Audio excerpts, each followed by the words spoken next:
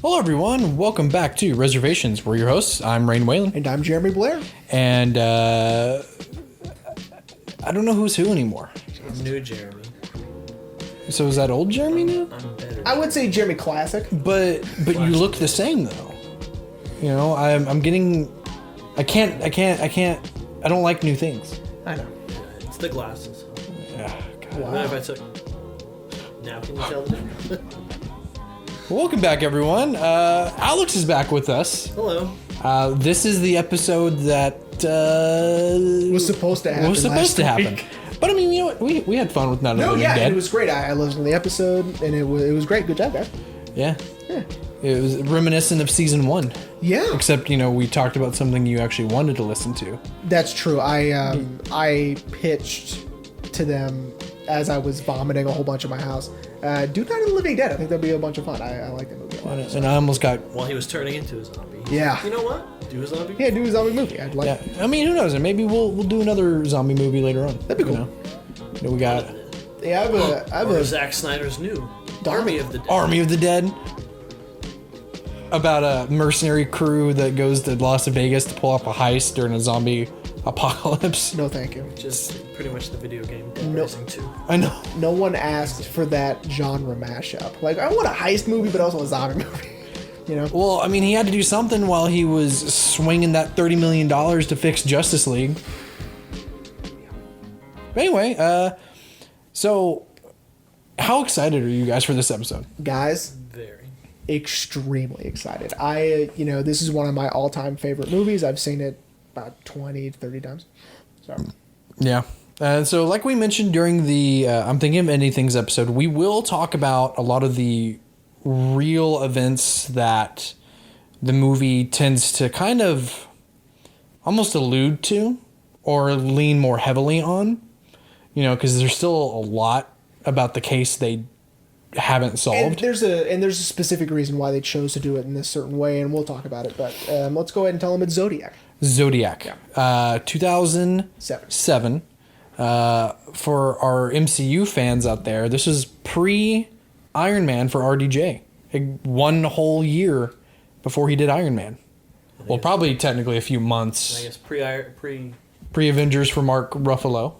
Spider-Man. And pre-Spooderman for Jake Gyllenhaal. So pre-Marvel for everyone. Yeah. This was Robert's rise back into fame.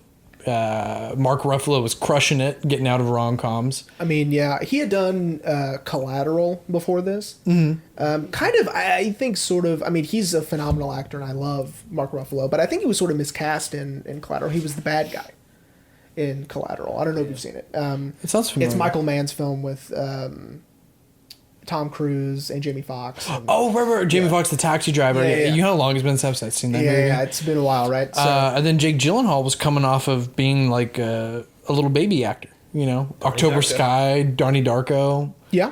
And this was his, you know, he wasn't playing a high schooler anymore. Even though he probably still could have. I mean, I know, he was still looking pretty young for a man who was supposed to have 2 kids. Yeah, we'll get to that. So, Rain, I know we are gigantic fans of this film and the case itself, but what about you? So, okay. So I remember stumbling on the movie on Netflix years ago. I was just kind of going through Netflix trying to find something to watch.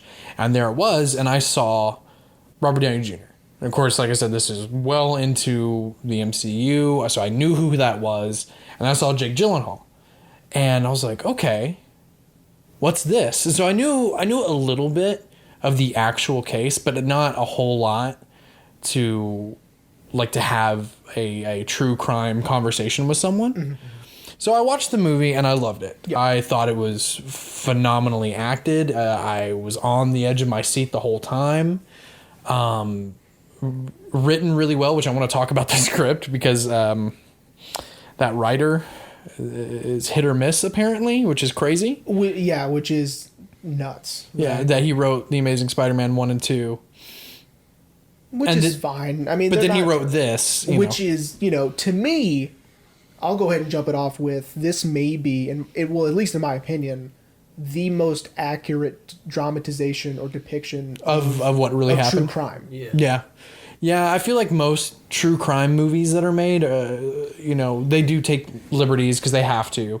But they really, everything I was reading that, because it's based on Robert Graysmith's book, both of his books, actually. Yeah. Everything I read, they didn't diverge that much. No, and they also, they were very lucky that Dave Tosky's still alive at this point. Mm-hmm. That they had Graysmith, and that, they didn't have Paul Avery. He'd passed away 7 years before this. Yeah, and so, but they had a lot of help and a lot of people who were there. Yeah. And knew these people personally. And, of course, the crown jewel is getting Dave Tosky. So. Oh, yeah. Which apparently he had, near perfect recollection of everything about this case. It's amazing because, I think in combination with Graysmith's book and Tosky, there was no excuse not to do it perfect. Yeah. And they did. Yeah. There are some things that, didn't. And they exaggerated. There's a few things, right? Like stuff that, with Graysmith's life, but in terms of the case on that. Yeah, in terms of the case, it's pretty much, which, people are like, how are you going to do that, Because there's not a lot of action that goes on. There's not a lot of thriller stuff. Right. But it works out perfectly, I think. I completely agree. Because, it is a slow burn of a film. Yeah. Towards the end. Yes, and I would say that, when I saw this movie, I saw it in theaters. I don't know if you did or not. I drug my dad to it because I couldn't drive yet. So I was like, Dad, we have to go see Zodiac. He's like, ugh.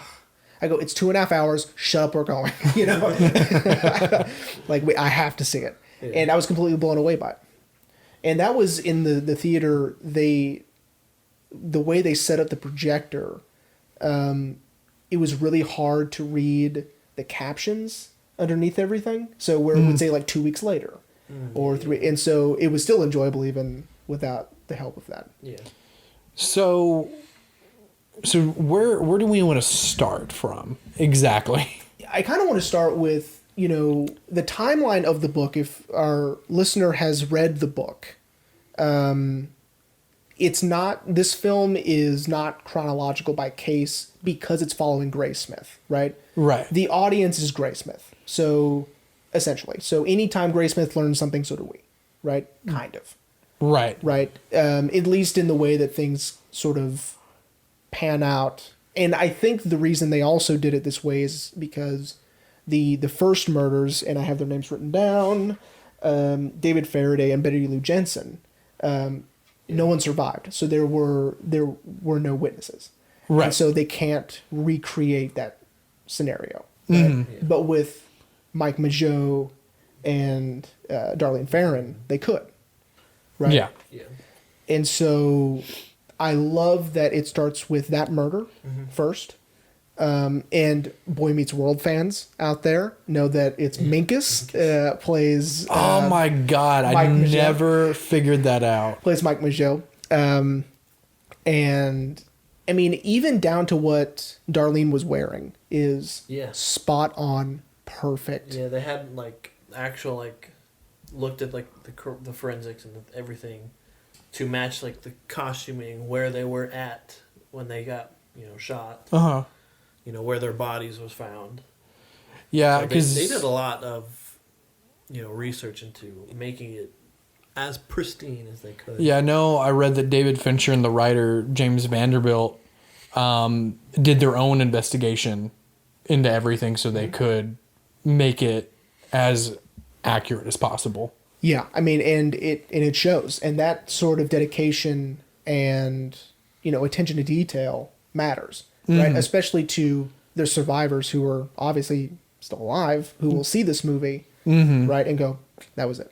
Even the guy in the Lake Berryessa murder, I forgot his name. I'm sorry. Brian Hartnell. He said that he remembers looking away from Cecilia, right?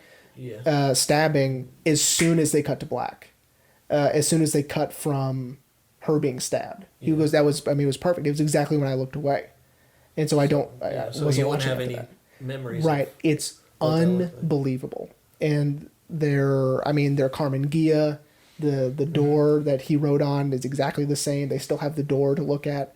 I mean, it's a case where they're very lucky to have all of these resources and to be able to portray these things as honestly as they possibly could, with fudging a few things. Like it was more likely that it was another Corvair that Zodiac was in, not a Mustang. Yeah. But I was listening to the commentary, and Fincher was like, it's too weird, and it looks sort of like Kaufman-esque, or sort of, that it's two identical cars, right? And so he didn't want to do that, and stuff like that. So there are things that, for the audience's sake, they would need to change. But other than that, it's spot on perfect. Yeah.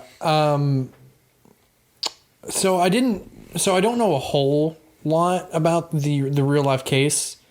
I knew that he terrorized the San Francisco area from the late 60s, early 70s. Where David Fincher grew up. And really? He remembers being a kid when this was going on. So that, I did not know that. I think that gives it a really personal feel to it, because from his recollection, it's sort of like, trying to think of a really good example of a movie we've done before where a filmmaker, like, let's say Scorsese, he's from the area, he's from that time, and so he puts his personal memories and emotion and tone and feel into these things. And so David Fincher did the same thing. Yeah. And you can tell it's there because, it's, with the writing and how the actors use the writing, it feels very authentic. Like you would believe that Mark Ruffalo really was from San Francisco. Like, there's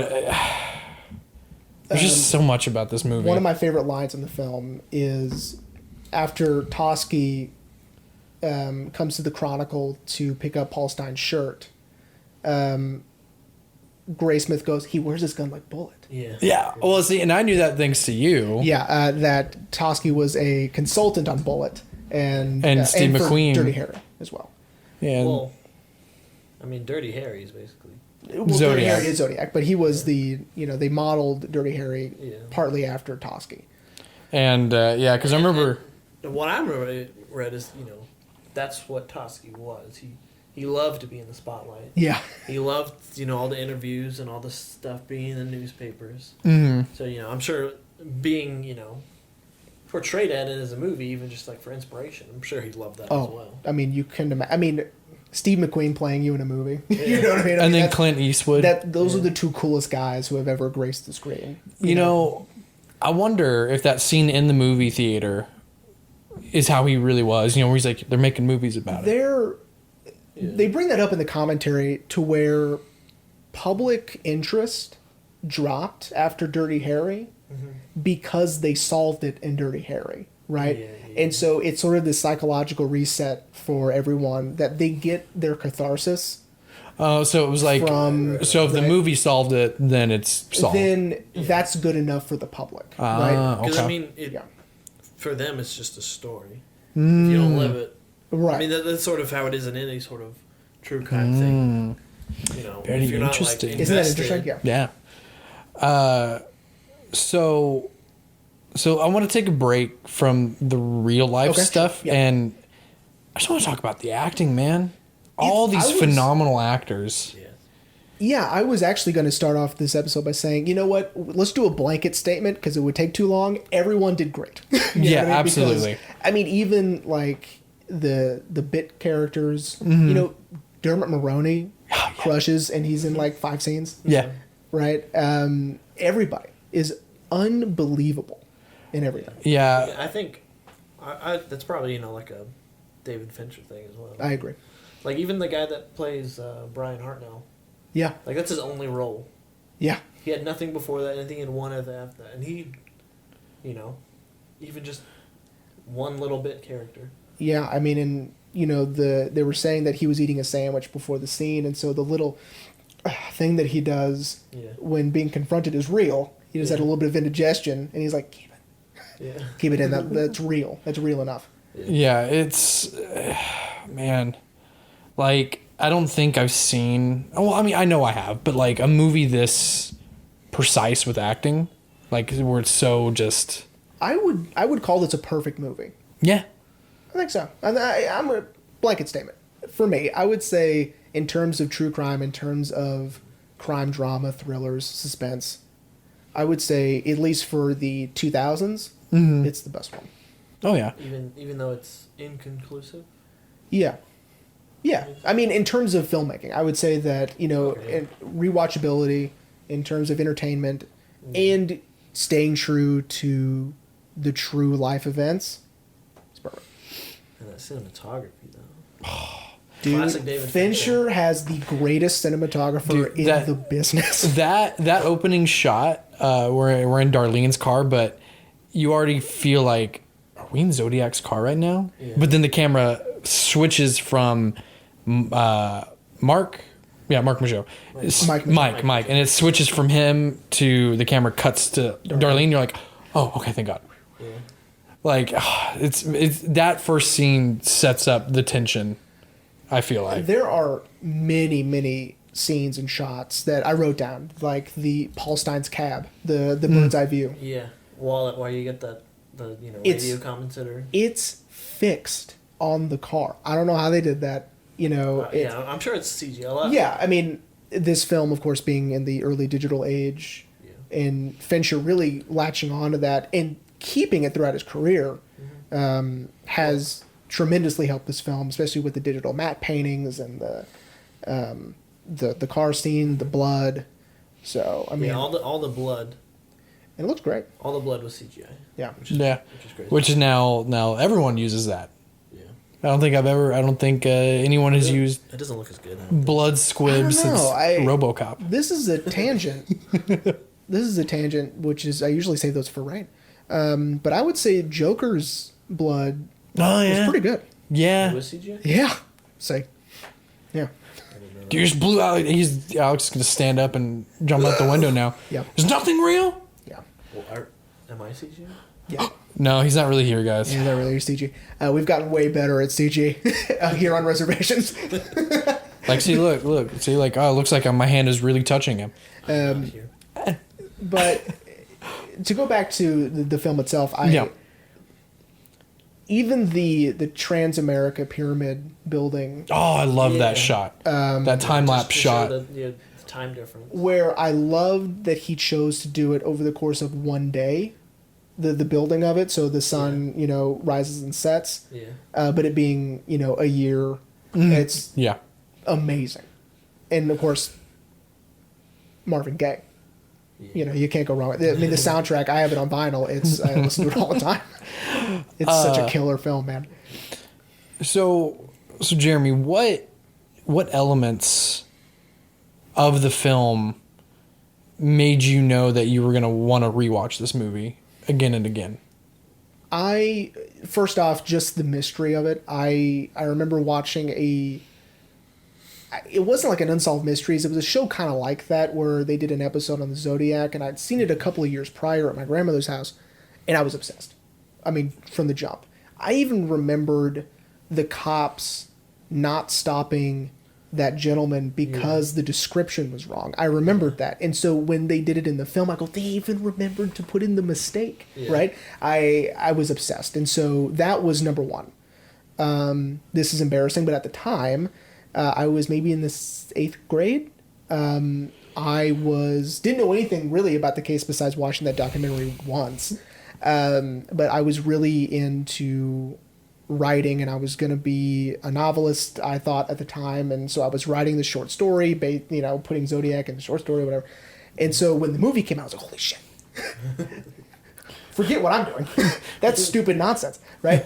And I remember exactly where I was when I saw the trailer also. I was at my buddy's house. I was spending the night, and we had the TV on, and it came on, and I stopped. We were about to leave the room. I go, wait, what is that? And I go, oh my God. And I sat down on his bed. I go, no way. Zodiac. And so that, number one. Number two, the cinematography really captures you. I really like the way it looks, right? It looks awesome, and it looks cool, right? Yeah. I mean, that's any David Fincher. Right, any David Fincher movie is going to capture you with his cinematography. Except for Alien 3. We're not gonna talk about Alien 3. That doesn't exist. Wait, does it? No. It's not canon? Alien 3 is CGI. So, and then of course, I think the way they decided to lay out the narrative, to me, was absolutely perfect. It would be years before it dawned on me that no one dies 2/3. Yeah. Yeah. The rest of the 2/3 of the movie. Yeah. Like the first third of the movie is where the murders happen. After that, no one else all of them. dies. And so it kept you engaged and intrigued. without who's gonna die murders. next? Right. It didn't matter because now we're just trying to figure out who killed those other people. Right. Right. Yeah. And who's still writing these letters Right. afterward. And and then he was I really identified with Graysmith, where we kind of had this morbid curiosity and this morbid fascination to where when he finds out about Kathleen Johns, I too was disappointed that that wasn't Zodiac, right? That it might not have been, and it probably wasn't, right? I was also kind of disappointed. A fun fact, did you know that the woman who plays Kathleen John is Donovan's daughter? I did not. The singer Donovan, Hurdy-gurdy man. Yeah, whose song Hurdy Gurdy Man is played Oh. whenever Mike Mageau and Darlene Ferrin are being shot. And when And Mike at the- Mageau Yeah, and at the identifies. end credits, his daughter is the one that plays the. I did not know that. tosses You know the what? baby at the window. No, I didn't know that. That's amazing. Yeah, I'm a huge Donovan fan, so I don't remember what her name is. Something it's probably Sky, it's probably not Donovan, but probably not. probably not. That is very cool. I didn't know that. Yeah. Again, soundtrack. It's so good. It gets to where when I listen to the soundtrack at work, it's like I'm watching the movie because I know every beat to this movie because I've seen it so many times to where I was almost like what you do is quoting the movie while it was happening, right? Yeah. Again, it's just it's I can't praise this movie enough. So, same question for you, Alex. Like, what about this? What made you know that, like, I'm for sure will rewatch this multiple times? I mean, the same thing with the the mystery, which I think it's a lot of reason that people come back to because 50 years still nobody knows. Yeah, who did this. and and they finally deciphered one of his letters. Well, they deciphered the first ones. Well, the Then they 300 the 340 Yeah, the 340 cipher. cipher. They finally deciphered 3 it. months ago. Yeah. Been 51 years after he sent it. I Insane. Did you read about it? Yeah, I actually read the San Francisco Chronicle article about did you? it because they have the whole thing up. Oh, yeah. And it's almost what's so crazy is almost everything that was talked about in that cipher is from the scene when he calls Melvin on the show about Melvin Bella. I'm afraid of the gas chamber, and he in the cipher he says I'm not afraid of the gas chamber, and I'm like, oh my fucking, because they figured out that wasn't. Yeah, because that wasn't him, right? There was just some It was wacko. some guy from A mental who had institution. Yeah. It's, dude, I was like, holy shit. Because they have the whole thing, like, up on I that haven't article. read it. I should it. It's- I saw a video on how they decoded it. Why didn't they just call those guys back? That history professor and his wife. Why didn't they just call them back? Like, hey, can you They come did the first decipher one. the rest Well, of these? I think they tried. Okay. But the reason why it took this long is because Zodiac actually made a mistake in it. Oh. So they had to it was a whole bunch of team of people, and they wrote this like code on a computer to decipher it. And a few I think like a month before they actually figured it out, they got like partial it, and they had to like basically work backwards from there. That's to- super interesting to because put everything in place, or else it wasn't. gonna- to solve a puzzle, you have to assume the puzzle is solvable, right? And Yeah. that there are no mistakes. That's really interesting. yeah, but he actually did make a mistake. That I'll find the video for it. That'd be great. Like, I'm assuming, like, one of the symbols was off or something. Yeah, like You know what? he did something. Send us the video. We'll put it on the website. Yeah. Yeah. We'll put it under the visual aids sidebar. I finally fully updated the website now, so Oh, it's good. fully up to date. Everyone go check that out. I'll put a link in the description. But Yeah. So yeah, it'll be under the visual aids area. Because I finally fixed it to where for our Irishman that has that video that you sent me. But anyway, Oh, you know what I want to talk about real quick? What? And this is the film aspect of it, is what they kind of had to flub. So besides, the other, most likely it was another Corvair, right? They chose a Mustang. Paul Avery and Robert Graysmith weren't buddies. So let's get that out of the way. Friends. Yeah. Paul Avery did not move to the Sacramento area. No. He didn't turn out into a drunk. He had a wife and kids and kind of, I don't know. I'm not sure why they... Do you think it was because they needed to write our hero, Robert, like someone that he could bounce ideas off of? Well, that number one is it was for expositional purposes, right? Right. So that's exactly right. I think maybe the reason they had Paul Avery's life go that direction is a manifestation of obsession, right? And you know what I mean? And I guess it sort of gives it like a, because at that point everyone was giving up. And that's sort of like the final draw of why Robert Graysmith in this movie decides to write his book. Right. Is because he's like, If Paul you- Avery is just like, nobody cares anymore. And Robert's like, well, I do. And if I'm the only one, then I'm going to do it. Right. And I think that sort of happened in real life. But they sort of like went to an extreme with Paul Avery's. Yeah. life Because I know he died of a pulmonary embolism. Yeah. But yeah, Smoking them cigs. I would say I liked he was still smoking with his oxygen in the bar. fucking library. Take a hit off a cig, take a hit off his oxygen, and keep going. Dangerous, by the way. Don't smoke around oxygen tanks. They will Don't explode. smoke at all. But Oh, I mean, smoking's kind of cool looking, but sure. smoke herbals. As they say on a very special episode, it's just something cool to do with your hands, but it's not cool. Something cool to do with your hands. So I want to talk like for 8 hours about John Carroll Lynch. Yeah. I fucking love him so much. It's another thing about this film that I love is that it gives you two very plausible, it's hard to pin down which one is more plausible options with John Carroll Lynch and Charles Fleischer. Fleischer? With Arthur Lee Allen and Rick Marshall.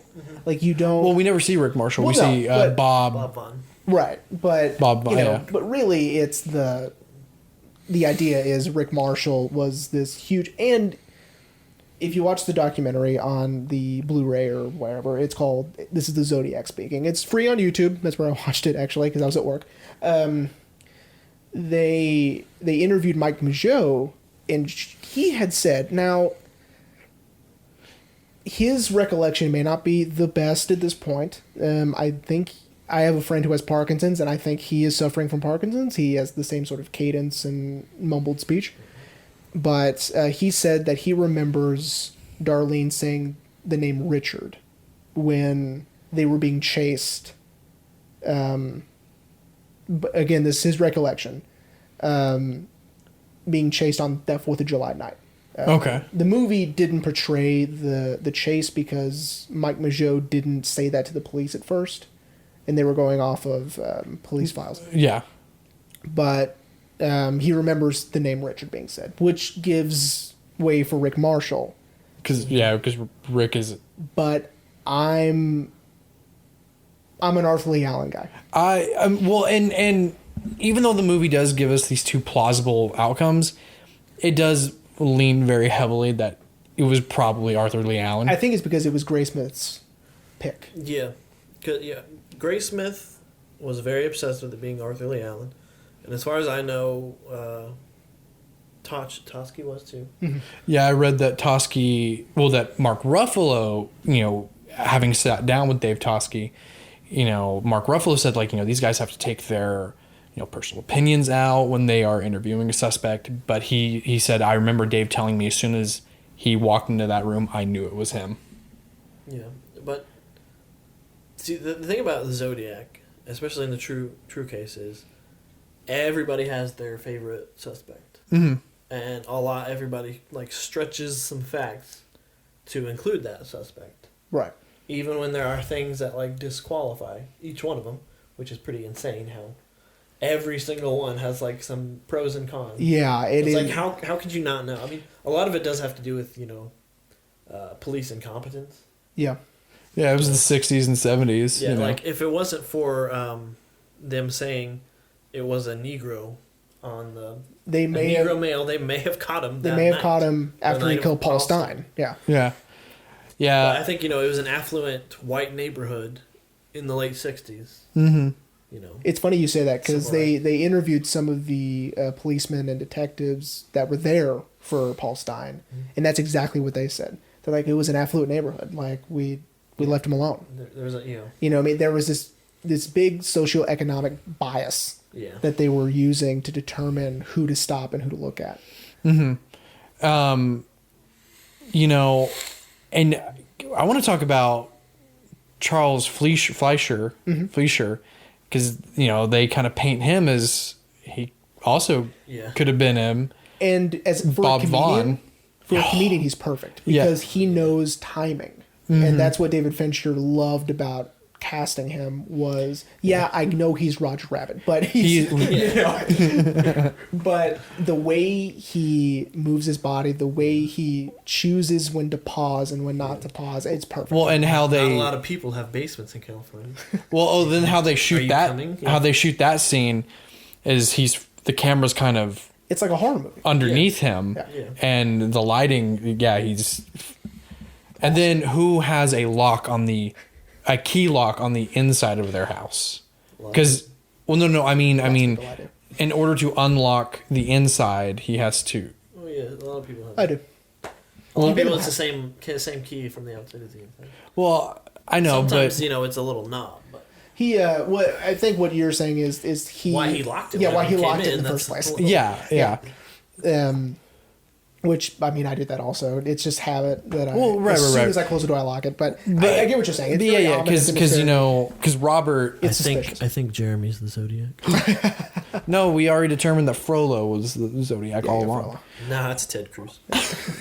There it is. There it is. He did just fuck off to Cancun, and then when he got caught, he was like, "Oh, no, I was never in Cancun. I was never in San Francisco."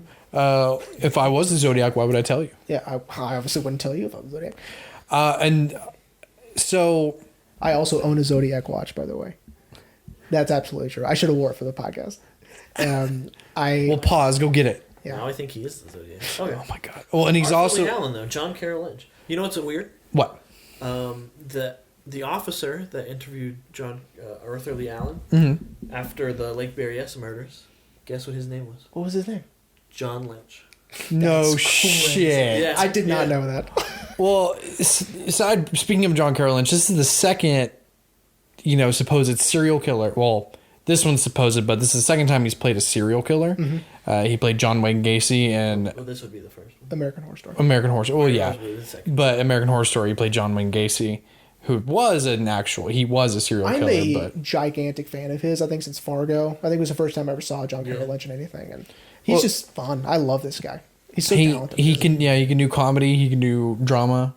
But man, so Ashley joined me for the last hour and 45 minutes in the movie. So people had already died. Yeah, she was already at her grandparents' house, but it had been such a long time since she's seen it. And she started connecting the dots, and she, like you and I, she's like, it had to have been him. Yeah. It had to have been. Because especially when Robert explains the letter stopped when he went to jail, and then when he gets out, the letters start up again. And, and all the signs pointed. That he knew Darlene, and, I read that he actually, in real life, that Arthur Lee Allen did not know Darlene.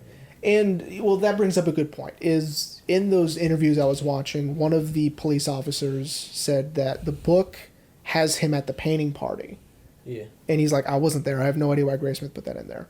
And so, obviously, Graysmith wouldn't make things up. I think he was given wrong information, or he misunderstood information that was given to him. Well, see, he was, as we've been saying, the movie is just interpreting it the way it was said. Yeah. Exactly. Yeah, it would make sense. I think it's a very faithful adaptation. No, of course it is. Of Robert Graysmith. Okay, of course think. But, it makes sense because, Darlene in that first scene seems shaken. Like, she knows whose car that is. Yeah. You know, especially when she tells Mike, you know, shut up and stay in the car. Like, she knows. Or which was some. which was actually what happened. She's like, don't worry about it.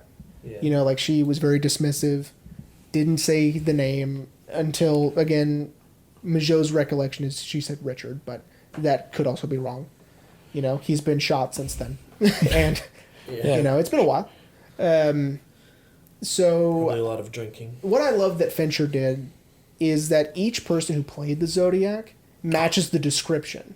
Yeah. So it's not the same actor who plays Yeah, because they any had of them. They match the description for each incident, which is brilliant. I Well, thought. Because then it keeps us guessing. Like, Right, exactly. Does it? Like, is that Arthur Lee Allen? I can't really tell. Yeah. You know, and what's crazy is I caught it, Charles Fleischer's scene.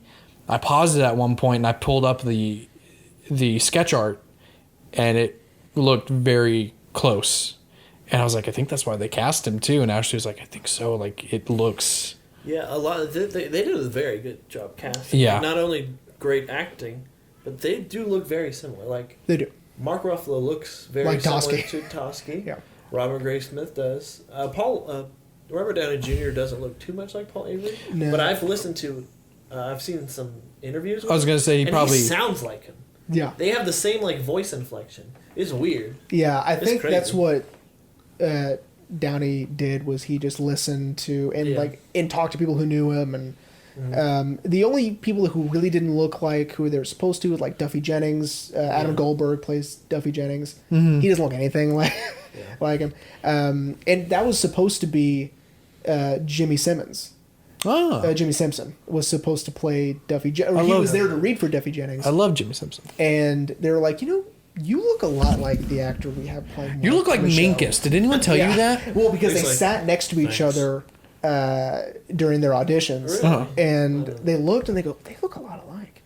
Would you mind playing this role that is less than but greater than also? I'm sure Jimmy was like, absolutely. And yeah, and he, And he crushes it the last 5 minutes of the movie. amazing. And it's again, this movie is set up and laid out in such a perfect way to where once we get to them finally getting in touch with Majot and convincing him to look at a lineup at an airport. Yeah. Um, Canada. I mean, I was on the edge of my seat. I'm like, who's he going to pick? You know what I mean? And what's going to happen? And it's brilliant. And apparently, in real life, he did that same thing, where he said, he pointed at Arthur Lee Allen and said, "This is the man." Yeah. But then pointed to somebody else and said, "He had a face round like this guy." Yeah. And the guy said, "Are you identifying this guy?" He's like, "No, Arthur Lee Allen." Which some people think that's a lot of contention with that, because that was right after his book, which you see it on the shelf. Yeah, yeah. Mm-hmm. And his face, Arthur Lee Allen's face, was circulating everywhere. And also, that's not So- how you should conduct a lineup in pictures. Yeah. They need to be individual. They can't be all in a row like Yeah. that. And so that's a lot of people think is it or was he just seeing his face? Do you think it was? And he was just getting it in his head, and that's the face he was remembering because Well, he'd seen it. it's called something. When the police need you to identify, and you see one of the people in the lineup, your brain automatically is like, "Well, I saw him. It could be him." Well, I mean, that would be like, like forced suggestion, right? Yeah. Yeah. Or, right. But,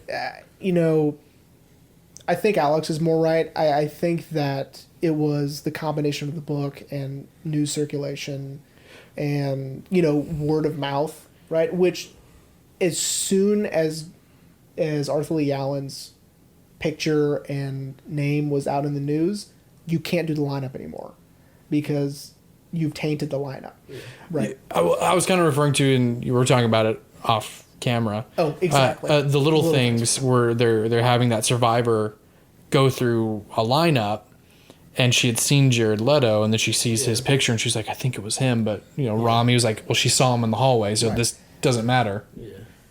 Exactly. But that's what I was pretty much saying. Yeah, no, I get what you're saying, and so I think you're right, and yeah, I mean, but I'm still an Arthur Lee Allen guy. You can't convince me. I agree. Just from the movie or from other things? I have the book. Because I know looked at. I don't think you've done a lot of research. I haven't done an extensive one, but I have read more about Arthur Lee Allen, and it just, I was like, he isn't good, it makes. Are you a Rick Marshall guy? I'm not I don't read Rick Marshall. Oh, okay. There's a lot. You know, Ross Sullivan, Larry Kane. Mm-hmm. One thing I want to add in here is I recently read that somebody says Ted Kaczynski is the Zodiac killer. That'd be interesting. Which, do you know who Ted Kaczynski is? I do not. He is also another serial killer known as the Unabomber. Really? Because Ted Kaczynski was apparently in the area, teaching at a university. How old was Ted Kaczynski? He was well enough old. Okay. Because he was teaching at a university. And then, like right before that, it comes out. For the 2 years that Zodiac was murdering, he was MIA. Nobody knew where he was, and apparently, we take it into account that Zodiac threatened with bombs. His, MO was bombs being mailed to people. In his manifesto, in his journals. His manifesto. Apparently, there's also a symbol in his journals that is the Zodiac symbol. That shows up quite frequently. And when you take into account, he was in Montana and his thing, like, right after the last letter got sent. He was up there writing his manifesto. That's why he didn't have any letters, because he was busy doing something else. Well, it's funny you mentioned that, because when Ashley joined me for the last, 2/3 of the movie, she was like, it's been a while since she had seen it, and even though Ashley's obsessed with true crime, the Zodiac is just something she hasn't really followed. Mm-hmm. But she was like, yeah, he was the one who was mailing people bombs, right? But it's just kind of funny you would say that her brain automatically went to the Unabomber. Yeah.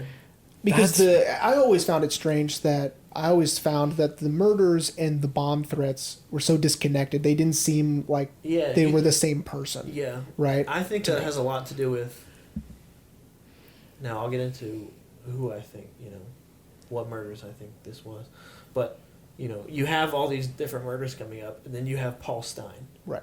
Where he's walking back, and there's a lot of police around. Think about all the others' murders. First three were, kids out in the middle of nowhere.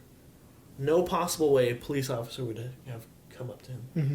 But you get after Paul Stein, and there's tons. Right. They're all around. And then he goes into that park. I think right after that, he got scared shitless.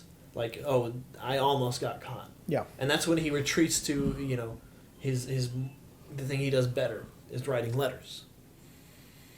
And a lot of things, right after he, after Paul Stein, what else happened in 1969? What other famous, crazy Californian got arrested? Richard Ramirez? Not Richard Ramirez. He's 85. You have... I think he's referring Charles Manson. Yeah. Charles Manson. And you have all this stuff. A lot of people think that the letters correspond with Charles Manson. Because, Charles Manson just got arrested. A lot of publicity's on him. That's what the Zodiac wants. He wants that publicity. If somebody put it together, like, after there's some, like, new breaks in, the trials, or, he has, like, interview, newspaper thing. Right after that, a few weeks up to a month, new Zodiac letter. By the way, welcome back to the True Crime Podcast. Yeah. We do that. That's fine. I would do that. Yeah. That's really interesting. It's sort of like my dad and I are obsessed with the idea that Jack the Ripper and H.H. Holmes are the same person. Yeah. Jack the Ripper has a very... Right. This is like the American. Yeah, this is the American. Well, I just want to touch on that Jack the Ripper left London and came to America and became H.H. Holmes? No, I mean... It was always H.H. Holmes. Yes, it is that he was in London, did the murders, came back, did the Murder Castle at the World's Fair. Wasn't Leonardo DiCaprio supposed to be making a movie where he was going to play H.H. Holmes? Yeah, with Scorsese. Yeah. Or Scorsese? Man in the... Devil in the White City, yeah. Are they still doing that? I have it on Audible. I started listening to it, and then I stopped for some reason. Are they still going to do that? Or I don't know. I think it's still in production. Yeah. I hope they do it. Because I feel like I read that back 5 years ago that they were going to do that. It was a long time ago. But anyway, so, okay. Now, I think Arthur Lee Allen was involved in some murders. Mm-hmm. I don't think that he was the true Zodiac. Well, what about Robert Graysmith's theory that there was two? Yeah. I mean, that's what I think. I think Arthur Lee Allen I'd be was fine with that. copycat. Okay. I think Arthur Lee Allen, he had a lot of stuff with the Lake Berryessa. Also, the John Chaney thing, Mm-hmm. I don't trust his thing at all. No. Arthur Lee Allen molested his daughter, Yeah. and I think he held a grudge and did all that. But I still think Arthur Lee Allen did the Lake Berryessa. Because look how different they are. Yeah. First two, it's dark, middle of nowhere, he comes and he shoots them. Uh-huh. This, it's the middle of the day. And he puts on a He costume. has a costume on. He has a little The Zodiac symbol. I'm not sure what that's even for, because Well, I mean, it's, to scare the people, but he was planning in those people being dead. and they talk in the interviews. They talk about that. Mm-hmm. They talk about what's the point of putting on a mask if you were planning on both of them dying, right? Yeah. It also, I wish you could listen to both. I don't know if people have done this, both 911 calls side by side, because if in that case they should be different, because the first one after Darlene Ferrin dies, it's that goodbye, it's that message, Yeah. right? And then the other one, Yeah, he has a different voice. or it might not be quite the same. I don't know. Obviously, there are different people in the movie because different people play the Zodiac, but I'd be interested Also to hear. read that the operator The took dispatcher. those calls. They had the different Zodiac actors read off that to Yeah. figure out which should be the best one. Yeah. Guess who was the most that sounded just like him? John Carroll Lynch. So Yeah. So I don't know. Maybe John Carroll Lynch. John Carroll Lynch, if you're watching, apparently you play good serial killers. You're the Zodiac. I don't know. Oh my god! But I think Arthur Lee Allen was a copycat Okay. because that's why he stabbed, and he had the bloody knives in his car. He had Yeah. that boot print, The Wing Walker the print. Wing yeah. Walker print, and I think Zodiac just Now this heard brings about up that and took thing from it. this brings up a really good point that compiling all of this information together may be harmful rather than helpful, because when I remember the scene where Graysmith first meets with Toschi at that diner Yeah. and brings up the code books That- and they were stolen from these military libraries, right? It looks bad, right? It looks incriminating. What if it isn't? Right? What if it's a coincidence? Or how many books get stolen out of that library? Maybe a lot get stolen, and it just happens these are stolen also, right? Or it's the correlation doesn't equal causation argument, right? That yes, you were in the military. What are the odds that you would be a retired military personnel and still go to a military library, right? I don't know the answers to these things, but I'm just saying that the likelihood of that is Well, and it kind of goes back to all the circumstantial evidence that they had. They never had anything concrete, to nail on any specific person. and this is why the movie is so good, because we're back to the movie now. Rain is able to jump in on this conversation and have an intelligent conversation and a valid argument because this film took the time to get everything right. Yeah. Right? And really present the way Graysmith presents the evidence in his book. Well, especially in the scene where he finally gets Dave to finally listen to him after Dave's been dodging him, and he explained lays Got fired. everything out to him, and it's it's still circumstantial, but it lines up, and of course Arthur Lee Allen suffered a fatal heart attack. I don't believe it. Fatal shouldn't have been in quotes, because he did die. But Just like how birds are real. birds aren't real. So Exactly. I think you meant to say fatal heart attack. now, No, fatal. Is it?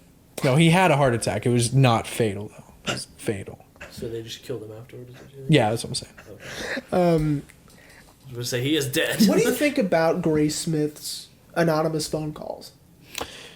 Oh, yeah. Interesting is what I say, because it's, as and as I had to pause the movie to do plenty of research on this, as his wife is played by Chloe Sevigny. That's how you pronounce her name. I said Sevigny. I thought it was that too, but it's Sevigny. Oh. I was about 10 minutes of research trying to figure out how to pronounce her name. That's the research you did, ladies and gentlemen. Like, I even found like a website that had it spelled out phonetically. I hate you so much right now. Anyways, but, you know, she brings up a good point. You put your name is out there, your face is out there. He knows what you look like. Even though Graysmith wasn't really doing anything. I mean, yes, he was trying to uncover who this was, but he wasn't like, when I find you, I'm going to arrest you. Just more so, I'm going to find out who you are. But his anonymous phone calls are interesting because it could be, to Alex's point, that it could still be Arthur Lee Allen that's, still portraying the Zodiac in this way and still trying to be relevant, I guess. Maybe. Yeah. Or it could be Arthur Lee Allen that's pissed because, like, Robert Graysmith essentially kind of ruined it. I mean, Arthur Lee Allen's a shitbag anyway. Yeah. Because he molested children. Yeah. But, if you get pinned on something and it's widely popular, everybody is going to believe you. There is nothing you can do and people are going to be like, oh yeah, he's not it. People are like, maybe he could be it.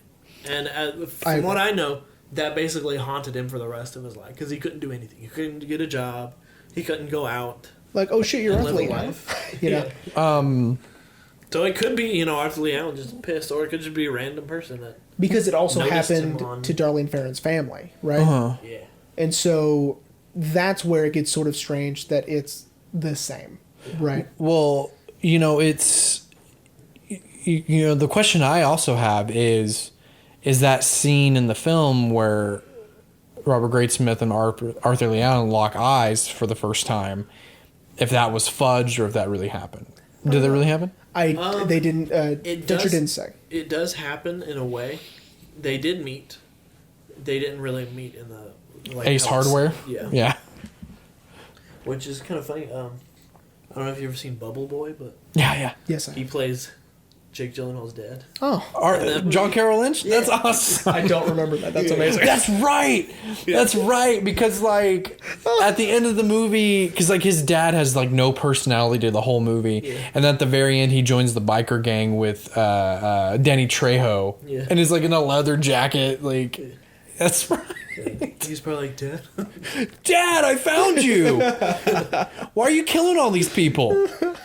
Allegedly.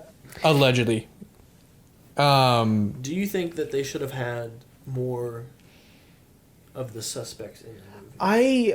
Or do you think that would have just... I thought about that a lot. So I also thought about how interesting it would have been to watch Mike Mageau get out of that car. And, he waited hours for the police to show up. And also, and again, I forgot his name, at Lake Berryessa. Brian Horton. His story is amazing because he got up, once he got untied, he could only go 5 feet at a time before he had to rest, or else he'd black out. And so to go all the way back up to the road and flag down. Well, he didn't go to the road. Oh, well, right. A boat. The boat saw him, right? I mean, his story is also harrowing, right? And it would be very suspenseful and thrilling to watch, right? So, I think what they did was great. I think it could have been really cool to see what happened afterward, which is fine. But this was before the miniseries craze, right? Yeah. I think Fincher could have made a very, very good miniseries with all of it, right? And make it like a 10-part. Yeah, like Mindhunter, the best show Netflix has ever done. Yeah. I think that since this was before that, this is before miniseries were the only way you could tell a story, which is how it seems now. That it would have served well in that medium, in that sort of structure. But yeah, I kind of wish they would have talked about other people. But again, since it's following Graysmith, it makes sense that it only focuses on what Graysmith was obsessed over, Yeah. right? So, I do like that they showed like how obsessed he was. yeah, And why his wife left him. Yeah, I that's- also he's like, I just have to know who it is, right. and that's how he was actually in real life, and why he got divorced. Yeah, I love that scene where he's like trying to figure everything out with like the lunar cycles, and he has his two sons in Yeah. there, and they're both looking at him. And he's like, And he's don't like, tell on the mom phone. about our secret Yeah, project. he's like, don't tell mom. And they're like, who's working on this theory? He's like, My colleagues. colleagues. not saying the age of children, like His looking children. up grisly murder. Well, it's like, when Zodiac's letter started up again and he wanted to watch the news and his son's like, can I go? Yeah, he's like, she's like, fine, just go. Just come back and finish your food. Yeah, man, it's, there's so much we still don't know even today about the real life case, but the movie helps those who maybe don't know about the Zodiac to kind of have some understanding. Because what I realized, I think the movie is a very good like introduction to. yeah, because what I realized, the movie shows, even through Gravesmith's eyes, how much the police were running around in circles, especially the scene where Armstrong is calling all the different all the different. Edwards That's his name. is maybe. He's one of my favorites in the movie. I mean, if I had to like rank them, he's Ashley forgot he was in the movie. She's like, "It's green from ER." ER, right? But And he has hair. But when he's calling the different police departments Yeah. Mm-hmm. to get their information, but also because they're like, well, you never came to us. And that's why it's so hard, right? Because the Zodiac understands jurisdictional confusion, right? And he understands that it's going to be hard for them to coordinate. And he also understands that this is the '60s. If you don't like walk around like, oh, I got the biggest dick, Yeah. then these people weren't going to help each other just to help each other, because Right. they're like, oh, I've got my job, Right. I'm gonna do my thing. I don't care what you're gonna do. Yeah. So my big takeaway rewatching it was, this really shows that the cops didn't know where to start and didn't know when it was going to end. When they go, I think the perfect visual example of the disconnect between the departments is when they go to Riverside, and everyone from the San Francisco area is all in like plaid jackets. They have long hair, and then they go to, it's almost like a military base. Yeah, they're all like in Riverside, clean cut, short hair, and just like, and And they're in uniform. and not willing to help or whatever. They're just like, because he's just like, I just don't see it. Yeah. I don't understand. I don't understand what you're doing. And he goes, well, we have this. He goes, okay. Yeah. And they're just from completely different worlds, right? And that sort of tells you, where you thought that was hard in just the San Francisco area coordinating. Forget it. Another part of the state. Yeah. Forget it. Yeah. Right? So, and it might not even be him.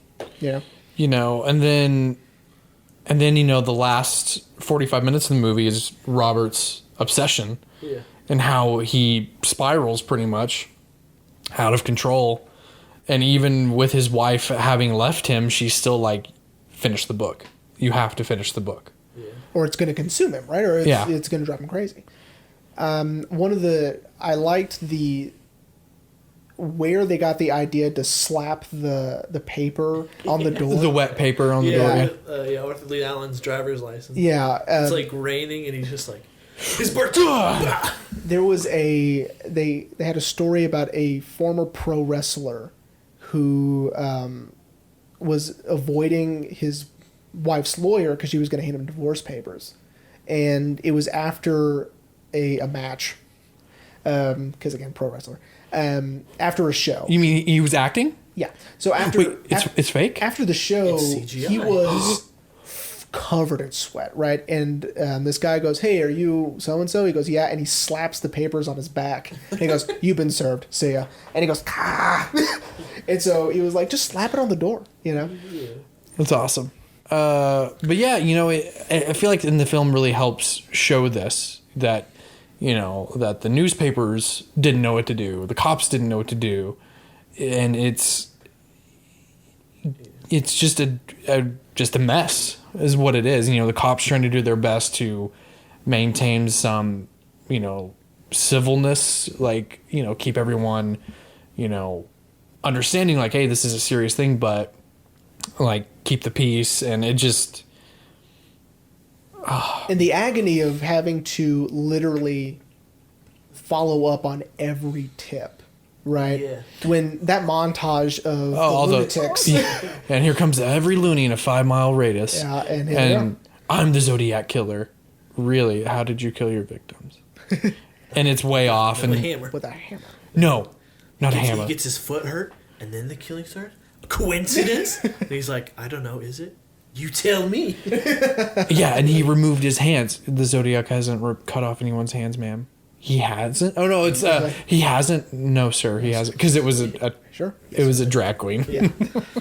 But there's literally, like, I've heard, you know, there's a box, you know, like, more than a box, you know, thousands of tips, thousands of files of people, you know, and they have to keep all of that, and they have to go up because, you know, What if? imagine, you know, if you don't. Yeah, that was our guy. happened, Yeah.